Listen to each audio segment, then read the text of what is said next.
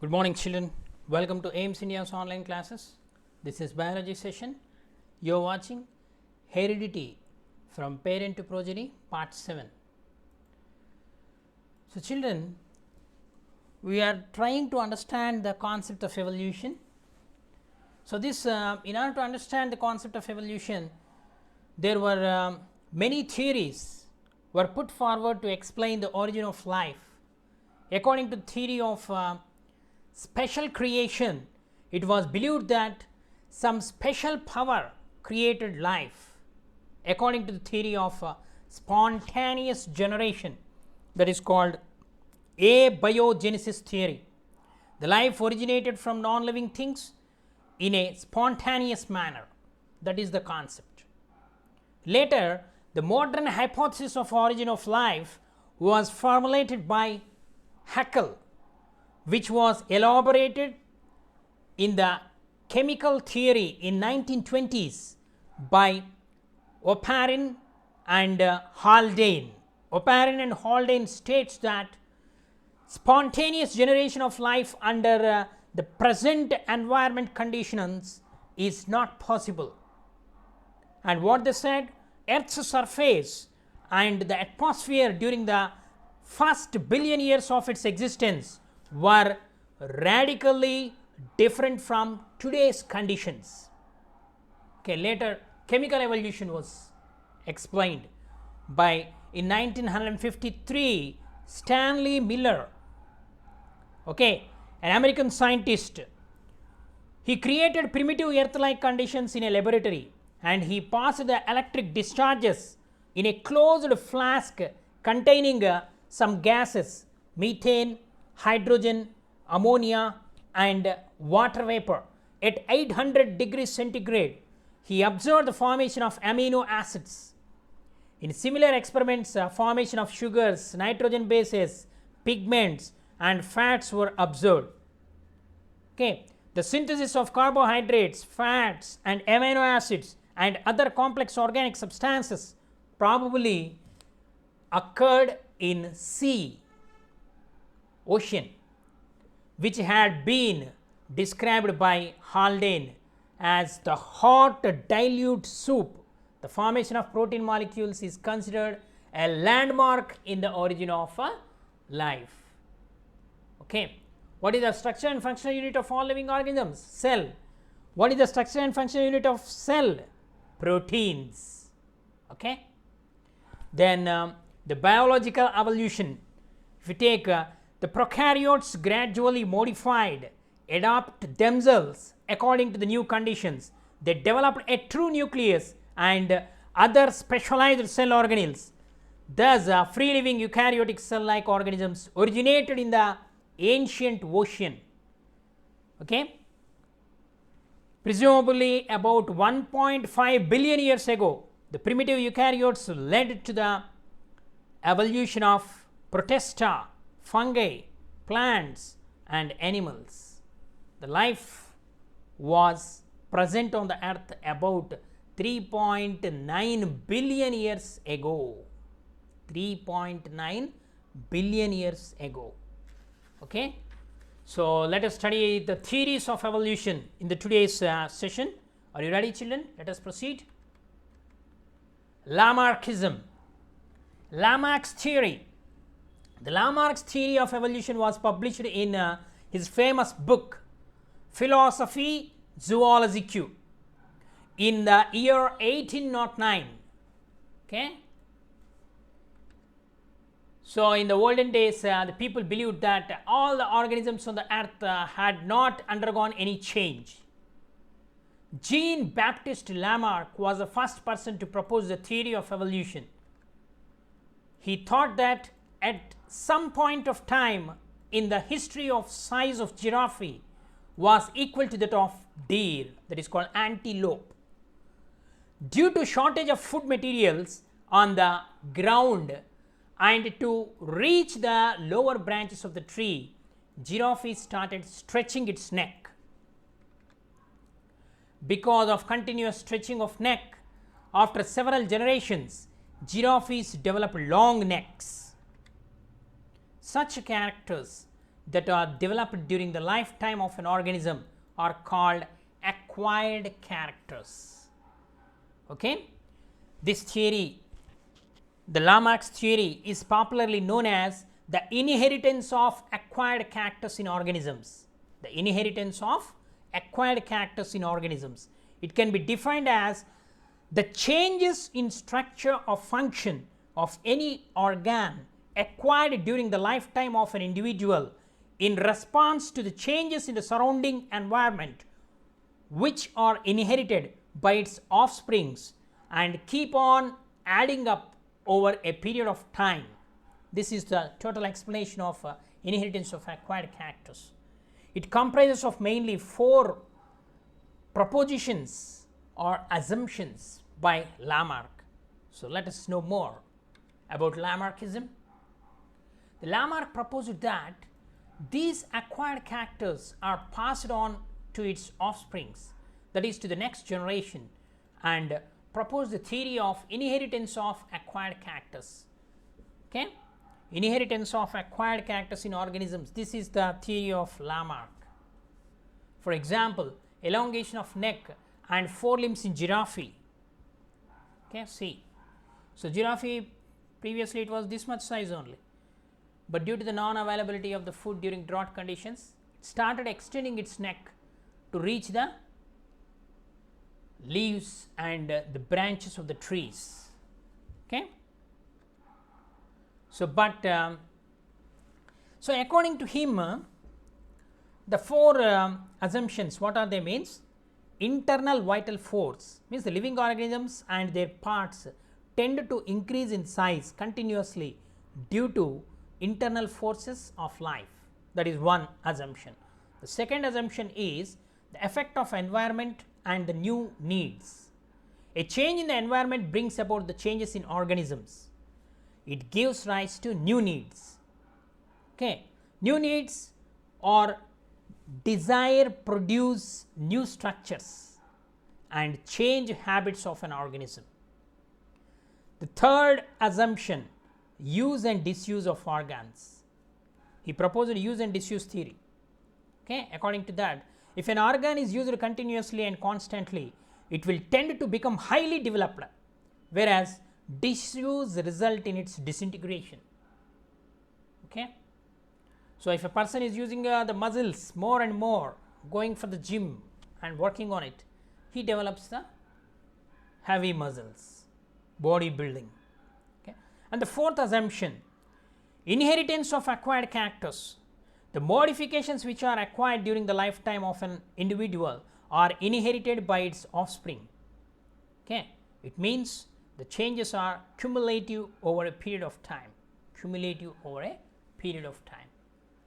So, but some critics were there. The August Weismann, he tested this theory by an experiment on the rats. Okay. Which theory? Lamarckism, inheritance of acquired characters.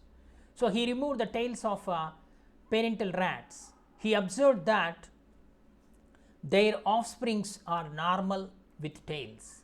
For several generations, he repeatedly used it to remove the parental tails. The progeny which are produced by crossing them, they are with normal tail. Okay. So, he has done it again and again for 22 generations, but still offsprings are normal with tails. Okay. He proved that the bodily changes are not inherited, so they won't be passed to its offsprings. So, you can compare this. For example, our in the Indian tradition, earrings will be worn by the girl child. So, the parents are wearing, grandparents are wearing, making holes and wearing the. So, a child may not born with holes in the ear, okay, because that is only the physical, the bodily changes, isn't it? Okay. So, next theory, Darwin's theory of natural selection. Okay. So, the Darwin, the great evolutionist, Darwinism, Charles Darwin proposed a natural selection, the famous theory of evolution.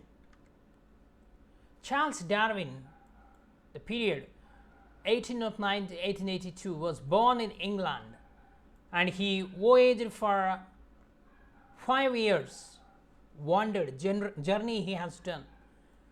Just when he was 22 years old, for 5 years, 600 miles away from the west coast of South America. Okay. During his voyage by HMS Beagle, that ship, okay, Darwin sailed to the Galapagos Islands, about 600 miles away from the west coast of South America, and he observed that the common birds of Galapagos Islands, the finches, okay, in the World Survey ship, that is HMS Beagle, he visited a number of places including the Galapagos Islands.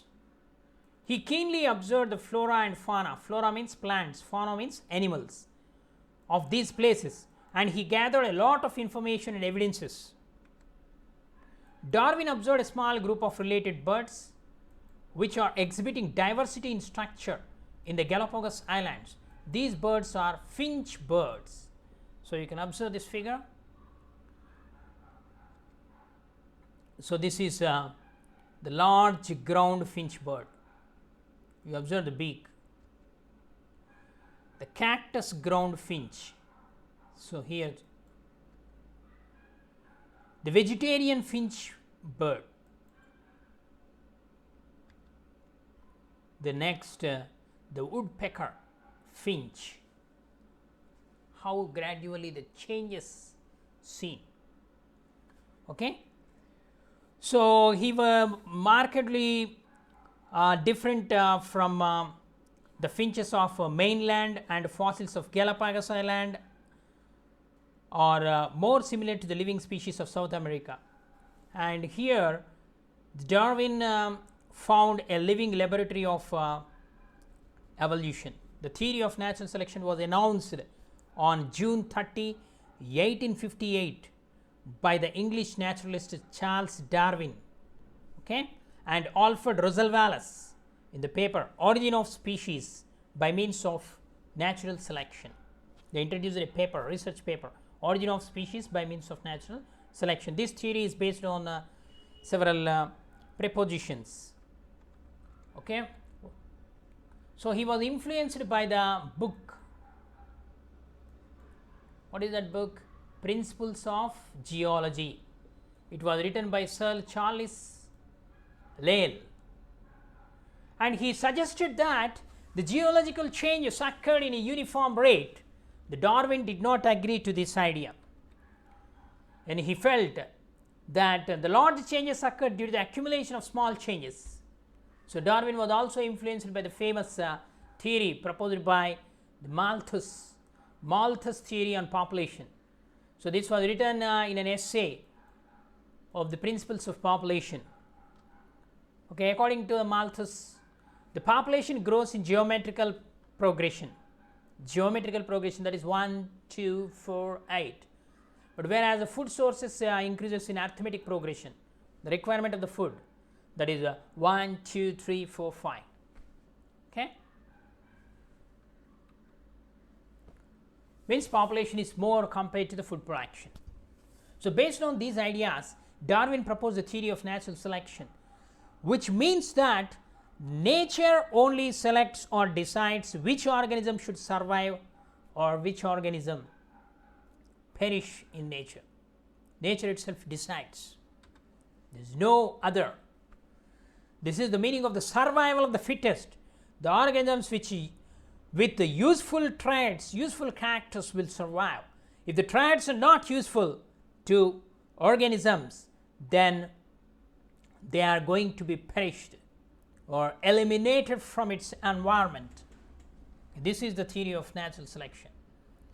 So, there are 5 propositions in the Darwin's theory of natural selection. Let us briefly reveal. First one, overproduction or enormous fertility. The living beings have an innate ability of producing their own progeny for the continuity of race. The second one, struggle for existence. This is the another concept introduced by Darwin. The Darwin was influenced by this Malthus.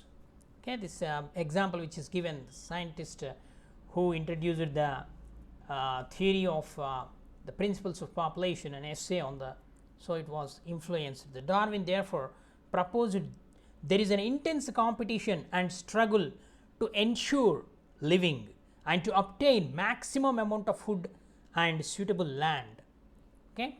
The third proposition is variations in heredity. The everlasting competition among the organisms has compelled them to change according to the conditions so that they can utilize the natural resources and can survive successfully. Such differences are known as variations. Certain variations appeared in the parent generation continue to appear in the progeny generation. These variations, known as heritable variations, form the raw materials for evolution. Heritable variations form the raw materials for evolution. The fourth one, the survival of the fittest or natural selection. This is very important concept. During the struggle for existence, only those individuals could survive which exhibit such variations that are proved to be more beneficial in facing the hardships and rigors of environment, or which change to adapt themselves to the changing environment. It has been called natural selection by Darwin and the survival of the fittest by Herbert Spencer, who strongly support the Darwin. Okay. So Alfred Russel Wallace also independently concluded that natural selection contribute to origin of species. Okay. For example, we have seen in the case of red beetles, which were seen and eaten by crows. So the population of the red beetles gradually got eliminated or perished from its environment. But at the same time, the beetles which are green in color, which are present on the green leaves, were not noticed by the crows. So gradually their population increased. Okay. So this is nothing but natural selection. Okay.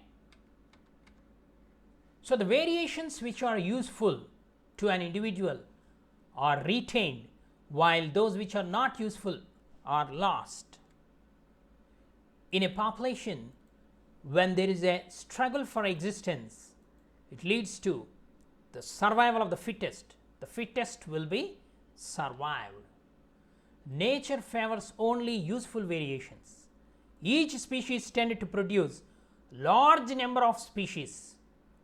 They compete with each other for food, space, reproduction or mating, and other needs. In this struggle for existence, only the fittest can survive. This is called survival of the fittest. Over a long period of time, this leads to the formation of new species. Survival of the fittest leads to the evolution or the formation of new species. You may observe in your surroundings some seedlings and some of the animal kids only survive. Discuss in your class based on those examples to understand the survival of the fittest. Okay. So Darwin's theory of evolution in a nutshell. Any group of population of an organism develops variations, and all members of group are not identical. The variations are passed from parents to offsprings through heredity. The third one, the natural selection over abundance of offspring leads to a constant struggle for their survival in any population. The fourth one, the individuals with variations that help them to survive and reproduce tend to live together and have more offsprings than the organisms with the less useful features. See, slowly you can go through these points. You can understand survival of the fittest, struggle for existence. Okay? The nature itself will select the organisms, which organisms to survive in the nature. Okay. So, you apply this formula to your surroundings. Okay, you might have seen the street dogs, they are fighting each other for their mates, for the food. The stronger one will survive, the weaker one will die. Okay. In the population of plants also, the plant which can resist the drought and famine conditions, it will survive even in the drought and famine. The remaining plants which are not strong enough, they die. Okay. The offsprings of survivors inherit the useful variations, and the same process happens with every new generation until the variation becomes a common feature. Number 6, as the environment changes, the organisms within the environment adopt the changes to the new living conditions, that is called adaptations. Okay. It may take some time, but finally develop some new features, some new characters to fit that particular environmental change. Okay. That is called survival of the fittest. Okay. Next, number 7, Darwin's natural selection. Over a long period of time, each species of organism can accumulate so many changes that it becomes a new species, similar to but distinctly different from the original species. All species on the earth arise in this way, means the evolution of species, the new species is formed due to continuous adaptations, continuous changes which are passed from one generation to other generation. Okay. So, nature itself decide. The evolution is a slow and continuous process. Yes, there are some limitations and objections to even Darwin's theory. Many new theories like synthetic theory, mutation theory are put forward. Okay. So, the identical thoughts of Charles Darwin and Alfred Russel Wallace. So, when Charles Darwin was formulating the theory of evolution in his mind, he received a letter with an article sent by Alfred Russel Wallace about his studies in the Indonesian island. The article was about natural selection. Darwin was surprised about the same theory in his mind. Later in the same year, Charles Darwin and Alfred Russel Wallace jointly published an article in the Journal of Linnean Society about the natural selection. It was only after this Darwin published his famous book, The Origin of Species, in 1859. However, their thoughts gained criticism at that time because they did not explain how variations are inherited. So, after the discovery of mitosis and meiosis, it was understood properly. Okay, he was the Alfred Russel Wallace. Okay, similar ideas as that of Darwin. Okay, the Darwin 1809 to 1882, Alfred Russel Wallace 1823 to 1913. Okay, they published the paper Origin of Species by means of natural selection. This theory is based on these principles which we have studied. Okay. Hope you followed, children. Read the textbook. Thank you for watching our video. Please subscribe our channel and press the bell icon for receiving latest updates.